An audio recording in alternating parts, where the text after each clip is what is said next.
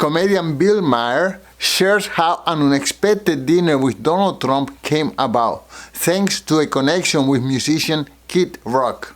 Okay, as you know, 12 days ago I had dinner with President Trump, a dinner that was set up by my friend Kid Rock, because we share a belief that there's got to be something better than hurling insults from 3,000 miles away.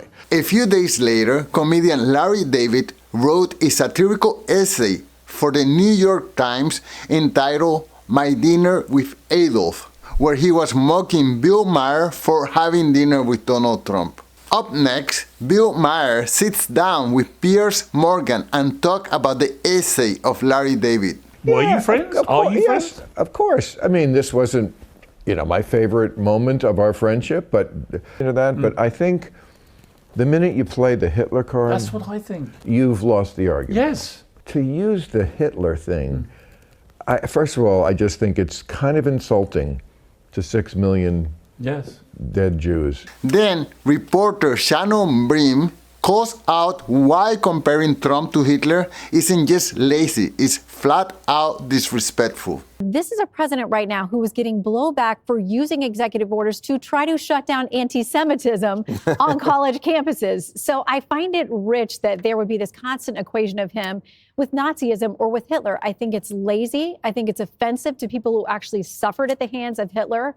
And it kind of just signals that you don't have an argument if that's where you go. But this is a man who is trying to take action against anti-Semitism. He has a daughter and grandchildren who are Jewish as well. He had the Abraham Accords. This is a man that is well loved in Israel, and they feel like he's actually fought on their behalf. Finally, author Batia Ungar Sargon explains why labeling Trump and his voters as Nazis isn't just wrong, but also harmful for the political conversation. In addition to it being deeply offensive to Jews, to call Trump Hitler is to call over 80 million Americans, 35% of Jewish Americans, 56% of Hispanic men, and the majority of Americans who make under $100,000 a year, Nazis, because those are the people who gave Donald Trump his victory.